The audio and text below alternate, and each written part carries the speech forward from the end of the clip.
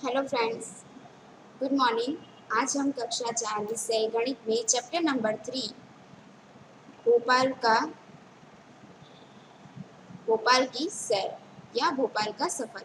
ठीक है, तो आज हम भोपाल के प्रवास में जाने वाले हैं, लेकिन कुछ गिनती करते हुए। ठीक है, तो चलिए शुरुआत करते हैं अपने सफ़र की। आज सुगंधा बहुत खुश है। उसके स्कूल के सभी बच्चे अध्यापकों के साथ भोपाल घूमने जा रहे हैं। मीनाक्षी मैडम और राकेश सर बात कर रहे हैं कि कुल कितनी बसें चाहिए। देखिए, तो इन दो जो टीचर्स हैं उनके बीच में जो बात हो रही है, मीनाक्षी मैडम कहती हैं हमें 4 बसें चाहिए। राकेश सर, मुझे लगता है कि 5 की ज़रूरत पड़ेगी। मीनाक्षी मैडम, हर बस में 50 सीट हैं। राकेश सर, पहले पता कर लें कि कितने बच्चे जा रहे हैं। ठीक है, तो देखिए यहाँ पर उनकी एक तालिका दी गई है कि किस कक्षा से कितने बच्चे जा रहे हैं। तो देखते हैं, यहाँ पर है पहली कक्षा के 33 बच्चे, दूसरी कक्षा के 32, तीसरी कक्षा के 42, चौथी कक्षा के 50 और पांचवी कक्षा के 53 बच्चे। तो कुल मिलाकर यहाँ पर गिनती करते हैं कि जैसे यहाँ पर है 3 2 5 2 7 और 3 हुए 10। तो 10 का हम यहाँ पर लिखेंगे 0 और यहाँ पर आएगा हासिल 1। अब गिनती करते हैं, 3 और 1 4, 4 3 हुए 7, 7 4 11, 11 5 16 और 16 5 हो जाते हैं 21। तो ये कुल मिलाकर हमारे होते हैं 210 बच्चे। मतलब कक्षा 1 से लेकर 5 तक के कुल बच्चे हैं 210। तो हम यहाँ पर जो खाली जगह दी गई है, तो यहाँ पर देखते हैं कि तो कुल मिलाकर खाली जगह बच्चे जा रहे हैं, तो हम यहाँ पर लिख सकते हैं 210। अगर उन्हें 4 बसें मिलती हैं तो कितने बच्चे बैठ पाएंगे। यहाँ पर बताया गया कि उनको सिर्फ 4 बस मिलती है, तो कितने बच्चे बैठ पाएंगे। तो चलिए यहाँ पर देखिए, क्या हमें 4 बसों की ज़रूरत पड़ेगी। अगर एक बस में 50 बच्चे जा सकते हैं तो 4 बसों में कितने।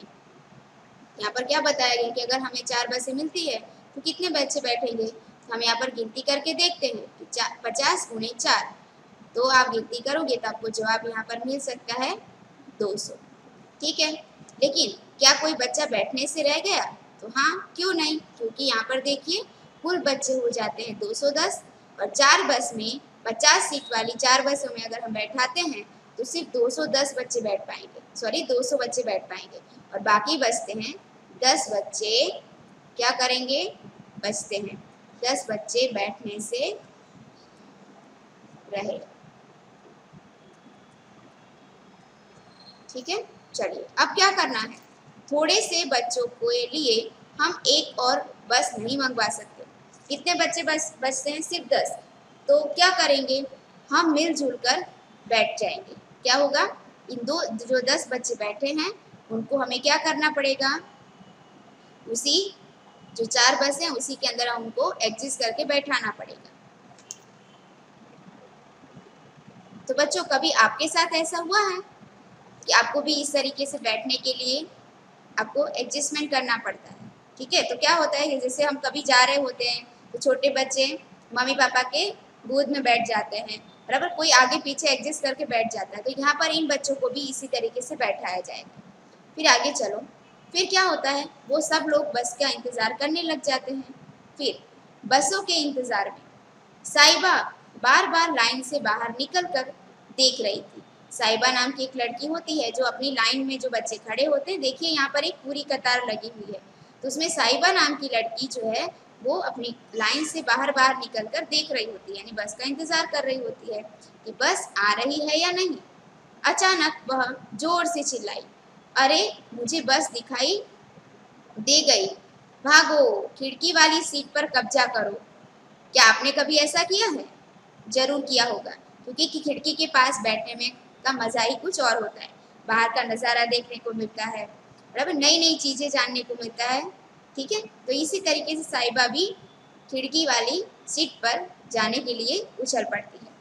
दूसरे बच्चे भी जोश में आकर उछल कूद करने लगे, लेकिन क्या फिर रुक जाते हैं और कहते हैं रुको, यह क्या, ये बसें तो बहुत छोटी हैं। यानी कि उनकी कल्पना जो थी कि बड़ी बस आएगी, लेकिन वहां पर उनकी कल्पना के विरुद्ध जो है छोटी बस आती है। अब क्या होता है, बहस शुरू हो गई। हमने तुम्हें बड़ी बस से लाने को कहा था। बराबर, जो बस का ड्राइवर होता है उनसे वो बहस करती हैं कि हमने आप लोगों से बड़ी बस लाने के लिए कहा था। तो जो है ड्राइवर जो होते हैं, बस के मालिक जो होते हैं, वो कहते हैं हमारे पास ज़्यादा बड़ी बसें नहीं थी, इसलिए हम बहुत सारी छोटी बसें ले आए हैं। यानी कि हम बहुत सारी बस लाए हैं लेकिन छोटी है। तो देखिए यहाँ पर छोटी छोटी बस है। हर छोटी बस में 35 बच्चे बैठ सकते हैं। यानी उसमें कितनी सीट होगी, तो उसके अंदर 35 सीट होगी। सभी बच्चों के बैठने के लिए कितनी छोटी बसों की ज़रूरत होगी। अब हमें गिनती करना है कि अब हमारे पास 35 सीट वाली एक बस है, तो हमारे पास 210 बच्चों को बैठाना है, तो 35 सीट वाली कितनी बस की ज़रूरत हमें पड़ेगी। चलिए, तो हमें गुणा करते जाना है। तो चलिए, अब हमारे पास यहाँ पर 210 बच्चे हैं, तो 210 में से हम 35 को भी न बैठाते हैं, 35 से कम 35 दूसरी बस में बैठाते हैं 35 को, तो 35 दूना हो जाएंगे, यहाँ पर हो जाएंगे 70, 35 गुणे 3 लिखेंगे तो हो जाएंगे यहाँ पर 105, 35 गुणे हम लिखेंगे 4 तो हो जाएंगे 140, 35 गुणे 5 लिखेंगे यहाँ पर तो हो जाएंगे 175, और 35 गुणे 6 करते हैं तो हो जाते हैं 210। बराबर, 210। तो यहाँ पर हमें अगर 35 वाली सीट में हम बैठाते हैं तो 6 बस के अंदर हमारे 210 सभी बच्चे हमारे प्रवास में सही से अच्छे से बैठ जाएंगे। तो हम छोटी बस जो है वो कितनी हमें लानी पड़ेगी, तो 6, हमें यहाँ पर लिखना है 6। चलिए, फिर है चलो जल्दी करो। बराबर, सर जी क्या कह रहे हैं, चलो जल्दी करो, पहले ही 9 बज चुके हैं। यात्रा शुरू हुई। जैसे ही बसों ने चलना शुरू किया, बच्चे खुशी से उछलने लगे और जोर जोर से गाने लगे। कुछ बच्चे बाहर के हरे मैदान और पहाड़ों के नज़ारे का मजा ले रहे थे। इंदिरा, हम भोपाल कब पहुंचेंगे? आशा मैडम कहती हैं अगर हम रास्ते में कहीं ना रुके तो हमें 2 घंटे में पहुंच जाना चाहिए। लगभग खाली जगह बजे। तो देखिए, अगर वो लोग 9 बजे निकलते हैं तो मैडम ने कहा कि 2 घंटे के अंदर हम पहुंच जाएंगे, तो 9 के बाद 2 घंटे प्लस करेंगे तो कितना हो जाएगा, 11 बजे। मंजीत, बहुत दूर है क्या? भीमसेन सर कहते हैं लगभग 70 किलोमीटर। रूबी, क्या हम रास्ते में कहीं रुकेंगे?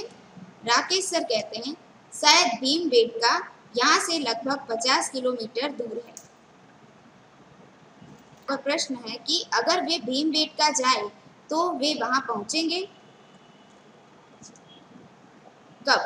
10 बजे के पहले, 11 और 10 और 11 बजे के बीच में, या 11 बजे के बाद। तो चलिए कैसे ढूंढना है, तो देखिए वे अपना सफर 9 बजे शुरू करते हैं। बराबर, और वो पहुंचेंगे 11 बजे। कहाँ पर पहुंचेंगे, कहाँ जा रहे हैं वे? भोपाल जा रहे हैं। ठीक है, और बीच में उनको यहाँ पर 9 से 11 बजे के बीच यहाँ पर 10 बजे आएगा। ठीक है, इनका सफर है पूरा 70 किलोमीटर का। बराबर, भोपाल जाने के लिए यहाँ से लेकर यहाँ तक है 70 किलोमीटर। ठीक है, अब देखिए यहाँ पर भीमबेटका कहाँ पर है और वो जाने के लिए उनको कितना किलोमीटर और कितना समय, कितने बजे पहुंचेंगे। तो चलिए 9 बजे से सफर लेख शुरू करते हैं। तो यहाँ पर हम ऐसा कह सकते हैं अगर यहाँ से यहाँ तक 70 किलोमीटर है तो 10 बजे यहाँ पर 35 किलोमीटर हो जाएगा। बराबर, यानी कि आधा सफर वो पार करेंगे। तो यहाँ पे 35 किलोमीटर का सफर ये पार करते हैं 10 बजे। ठीक है, तो यहाँ पर आगे अगर हम जाएंगे 35, यहाँ पर हो जाएगा 40 और 50। ठीक है, तो हम ऐसा कह सकते हैं कि वे 10 और 11 बजे के बीच में कहाँ पहुँचेंगे, भीमबेटका। चलिए, जब वे सब बातें कर रहे थे, बहादुर चिल्लाया, वाह, नर्मदा नदी! सभी खिड़की से बाहर देखने लगे। रूबी, अरे कितनी लंबी और कितनी चौड़ी है। चलो अंदाजा लगाए कितनी चौड़ी है। चलिए, तो हमें भी अंदाजा लगाना है यहाँ पर। गोपी, 100 मीटर नहीं, और भी ज्यादा, पता नहीं कितनी। विक्टोरिया कहती है, यह जरूर ही आधा किलोमीटर से ज्यादा होगी। आधा किलोमीटर मतलब कितना होगा? तो 1000 मीटर बराबर 1 किलोमीटर होता है। तो 1 किलोमीटर, तो यहाँ पर बताया एक आधा किलोमीटर बराबर हम यहाँ पर लिख सकते हैं 500 मीटर। आशा मैडम, देखो यहाँ लिखा है यह पुल 756.82 मीटर लंबा है, इसलिए हम अंदाजा लगा सकते हैं कि नर्मदा लगभग 500 मीटर चौड़ी होगी।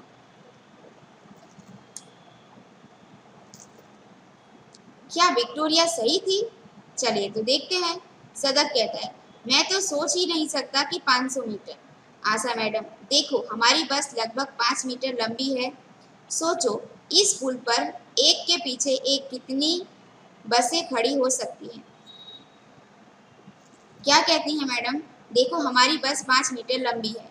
देखो यहाँ पर जैसे कि 5 मीटर लंबी बस है ये, ठीक है। तो वो जो पुल है, उनका जो पुल है उसमें सोचो इस पुल पर एक के पीछे एक कितनी बसें खड़ी हो सकती है। तो उनका जो पुल है पूरा, यहाँ पर ये नदी है, समझ लो यहाँ से नदी जा रही है, ठीक है, ये पूरी नदी है, ठीक है। और इस नदी को पार करने के लिए बड़ा सा पुल है। तो वो कहती हैं कि इस बस के अंदर एक के पीछे एक इस तरीके से कितनी बसें यहाँ पर खड़ी हो सकती हैं, ठीक है। तो क्या तुमने कभी किसी लंबे पुल को पार किया है? वह लगभग कितने मीटर लंबा हो सकता है? तो आपको यहाँ पर अंदाजा लगा के लिखना है कि जो पुल आपने पार किया है वो कितना लंबा हो सकता है। तो चलो, जैसे कि अगर हम अपने अमरोली पुल की बात करते हैं तो वो अगर 2 किलोमीटर लंबा है, बराबर, तो आपको अंदाजा लगाना है कि अगर 1 किलोमीटर बराबर 1000 मीटर, तो 2 किलोमीटर बराबर कितना हो सकता है? 2000 मीटर, ठीक है। लेकिन आपको अपने तरीके से लिखना है, आपने जो पुल पार किया हो। फिर सभी बच्चे पुल के नीचे झांकते हुए नदी को देखने लगे। राकेश सर, अब पानी का स्तर काफी नीचा है, यह पुल से लगभग 40 मीटर नीचे है। क्या कहते हैं? पानी का स्तर काफी नीचा, यानी कि जिस पुल पर वो खड़े थे उसके नीचे जो पानी का स्तर था वो पुल से लगभग 40 मीटर नीचे होगा, ऐसा अंदाजा लगाते हैं। आशा मैडम, लेकिन मैंने इस पानी को बरसात में देखा है, तब यह पुल बहुत ऊपर तक आ गया था। अब तो यह पुल से लगभग 15 मीटर नीचे था, बराबर। क्या कहते हैं कि जब लेकिन मैंने इस पानी को बरसात में देखा है, तब यह बहुत ऊपर तक आ गया था, तब तो यह पुल लगभग 15 मीटर नीचे था। यानी कि अभी देखो 40 मीटर नीचे है, बराबर। जैसे कि यहाँ पर ये पुल है, बराबर, ये है पुल, बराबर। उसके नीचे जो पानी का ये क्या हो गया है, ये पुल का स्तंभ जिसको बोलते हैं, जिसपे पुल खड़ा होता है। और यहाँ पर जो पानी का स्तर है वो यहाँ से 40 मीटर नीचे है। लेकिन यहाँ पर जो आशा मैडम कह रही हैं कि बारिश के मौसम में यह सिर्फ 15 मीटर नीचे था। कितना? सिर्फ 15, यानी कि पानी का जो स्तर था वो बरसात में बढ़ गया था, यहाँ तक पानी था। लेकिन अभी वो जो देख रहे हैं वो सिर्फ यहाँ तक है। चलिए, नर्मदा के पानी के स्तर में बरसात वाले मौसम और अब के मौसम के बीच कितना अंतर है? तो आपको पता ही है कि अभी हमें जब अंतर मापना होता है तो हमें क्या करना है? घटाव कर देना है। यानी कि अभी जो है वो 40 मीटर नीचे था और बारिश के अंदर सिर्फ 15 मीटर नीचे था। तो दोनों के बीच में कितना अंतर है? तो चलिए, 40 में से हमें 15 को घटा देना है। 0 में से 5 जाएंगे नहीं, तो यहाँ पर 3 और यहाँ पे हाथ से लिखेंगे 10। 10 में से 5 गए 5 और 3 में से 1 गए 2, सिर्फ बचे 25। यानी कि दोनों समय के अंदर 25 मीटर का क्या है? अंतर है। बच्चे नदी के बारे में थोड़ी देर तक बातें करते रहे। अचानक एक झटके के साथ बस रुकी। क्या होता है? झटके के साथ बस रुक जाती है। ओ, पेट्रोल पंप 2 बसों में डीजल डलवाना होगा। पेट्रोल पंप आ गया है तो हमें 2 बसों में डीजल डलवाने की ज़रूरत है। सभी बच्चे एक लाइन में खड़े हो गए। सभी बसें एक लाइन में खड़ी हो गई। बच्चे खिड़की से गर्दन बाहर निकालकर देखने लगे कि डीजल कैसे भरा जाता है। कुछ बच्चे नीचे उतरकर आए ताकि वे पास से देख सकें।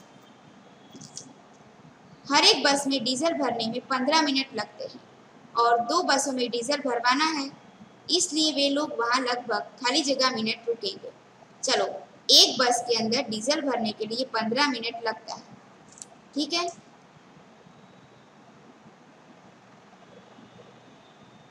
चलो, बराबर। तो एक बस के अंदर 15 मिनट लग जाता है, तो 2 बस में कितने समय लगेंगे? तो यहाँ पर हम लिख सकते हैं 15 दूनी 30 मिनट। इसका मतलब है कि इन्हें पहुंचने में 30 मिनट की देरी होगी। आधा घंटा, 30 मिनट यानी आधा घंटा। फिर देखिए, ये रहा पेट्रोल पंप, यहाँ पर पेट्रोल भरा जा रहा है। देखिए यहाँ पर रुपए बताए गए हैं। अरे, इसका पेट इतना बड़ा है, यह तो पहले ही 100 लीटर ले चुका है, इसलिए हमें डीजल के लिए 3500 रुपए देने पड़ेंगे। चित्र में देखो और 1 लीटर डीजल की कीमत मालूम करो। अब यहाँ देखो क्या बताया गया है, 100 लीटर ले चुका है, यानी कि 100 लीटर के कितने हैं? 3500 रुपए उसने दिए हैं। तो हमें 1 लीटर का पता करना है।